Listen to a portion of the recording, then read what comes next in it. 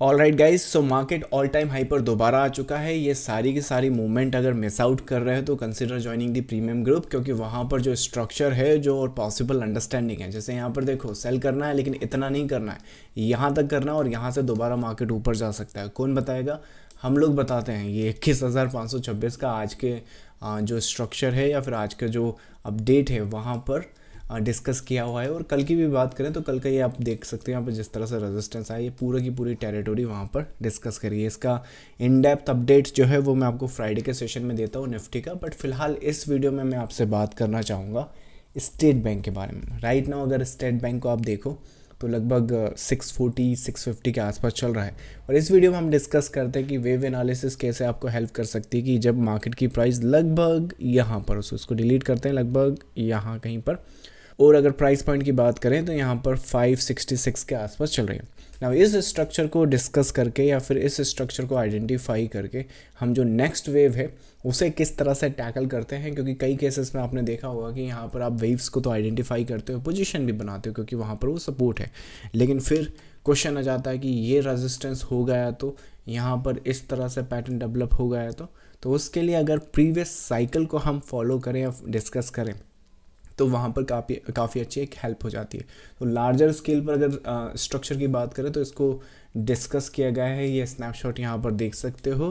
17 नवंबर 10:23 पर प्राइस की जो इन्फॉर्मेशन है वो लगभग यहाँ पर चल रहा है, मतलब प्राइस यहाँ पर है। उसके पहले ही, मतलब ये लास्ट मंथ का स्टॉक है जो आज कंप्लीट हो चुका है। टेक्निकली काफ़ी एक अच्छा, हम तो 620 एंटिसिपेट कर रहे थे, बट 650 के आसपास आज खड़ा हुआ है। सो सिनारियोज वाइज अगर इसमें एंटिसिपेशन देखें कि किस तरह से हमने यहाँ पर रेजिस्टेंस नहीं लेना है, यहाँ पर रेजिस्टेंस नहीं लेना है, वो इसलिए कि अगर इसमें प्रीवियस साइकिल को स्टडी किया जाए और देखा जाए कि ये जो वेव है ये कंजिस्ट क्या करता है, ये 3 वेव कंजिस्ट करता है या 5 वेव कंजिस्ट करता है, क्योंकि अगर 5 वेव कंजिस्ट करता है तो वहाँ पे जो पॉसिबिलिटी है 2 बन जाएगी, राइट। या तो हम उसे WXY सेट करेक्शन में लें या फिर उसे मोटिव की तरह लें। अब अगर इसका मंथली चार्ट अगर हम यहाँ पर देखें, जो कि मंथली चार्ट इस तरह से दिखता है, और मंथली चार्ट पर यहाँ पर हम नोटिस करें तो ये जो पैटर्न है यहाँ पर, इसमें हम देख सकते हैं कि यहाँ से क्रॉल स्टार्ट हो गया है। तो इस तरह के क्रॉल में क्या होता है, कई बार इसमें आप ट्रेंड भी बनाओगे ना तो आपको देखने में यहाँ लगेगा कि यहाँ ट्रेंड से सपोर्ट लिया। तो पैटर्न वाइज, स्ट्रक्चर वाइज इसको चैनल की तरह ड्रॉ किया जाता है।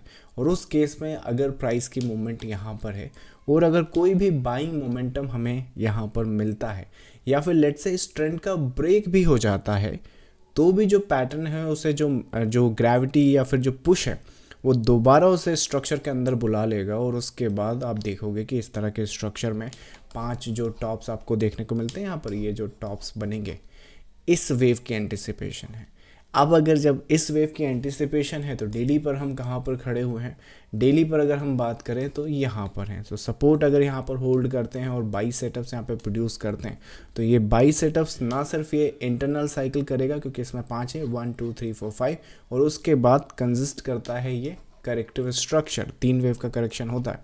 तो उसके बाद आप देख सकते हो कि ये जो वेव है उसे, क्योंकि चैनल के अपर बैंड को हमने टैग या टेस्ट करना है, तो इस तरह से यहाँ पर रख सकते हैं। सो दैट्स द एंटिसिपेशन या दैट्स द प्रोबेबिलिटीज़ जो पैटर्न को रीड करते टाइम हमने ध्यान रखनी होती हैं, या फिर अंडरस्टैंड कर रहे हैं हम पैटर्न को, इस तरह से हमने वहाँ पर समझना होता है। जब इस तरह से हम पैटर्न को समझते हैं तो उस केस में क्या होता है कि कई बार, फिलहाल ये तो सीधा वहाँ पर एक मूवमेंट वहाँ पर आ चुकी है, लेकिन कई बार जैसे सपोज करें यहाँ पर आया, अब यहाँ पर रेड एक कुछ इस तरह से भी बनता है, तो मोस्ट प्रॉब्ली ये जो सेल ऑफ है, या फिर अगर इसको हम डिलीट करें तो जब ट्रेडर्स में कई मिस्टेक्स क्या होती हैं कि जैसे एक विजन उन्होंने एंटिसिपेट किया कि चलो ये 620 तक की अपनी एंटिसिपेशन है, तो ये रेड कैंडल आ गया, फिर वहाँ पे 2G बन गया, फिर वहाँ पे मैकडी का सेल सेटअप आ गया, तो उससे क्या होता है कि ट्रेडर्स को अनकंफर्टेबलनेस वहाँ पर होती है।